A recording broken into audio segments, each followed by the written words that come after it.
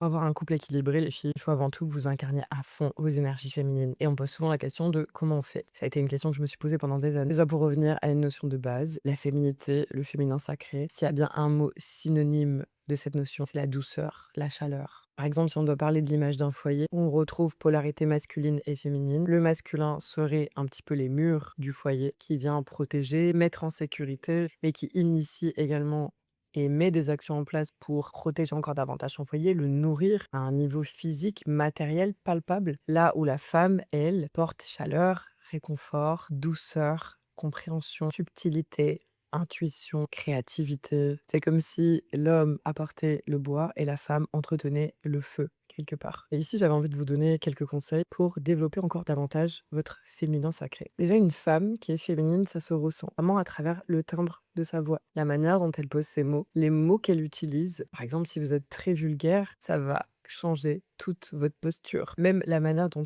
vous vous tenez. Tu peux pas dire des gros mots et en même temps avoir une posture de dame. Donc, ça me permet de bifurquer tout de suite là-dessus, la posture, la manière dont vous vous tenez. En développement personnel, franchement, la posture, ça fait 80% du job. Parce que très franchement, là, quand je me tiens bien droite comme ça, bah, j'ai plus d'allure que si j'avais les épaules rentrées, la tête un peu basse, et mon énergie est pas du tout la même, juste en changeant de position. Donc déjà, la manière dont on se tient est très importante. Et vous voyez, c'est bête, mais je parle beaucoup avec les mains et mes gestes sont cadencés, sont délicats. C'est aussi une manière d'incarner une posture et donc une énergie spécifique. Pour revenir sur l'expression, quand je m'adresse à quelqu'un, j'écoute beaucoup. Et je vais pas forcément tout le temps prendre la parole. Des fois, je n'aurai que mon silence à donner comme réponse. Je sais que ma parole est précieuse et je ne la donne qu'au moment où ça me paraît juste. Pour rester un petit peu sur le côté physique et posture, la manière dont vous prenez soin de vous, la manière dont vous vous touchez quand vous mettez de la crème sur votre corps, sur votre visage, la manière dont vous vous habillez, dont vous vous accessoirisez, dont vous vous coiffez. Moi, je trouve que quand on a de la difficulté à développer sa féminité,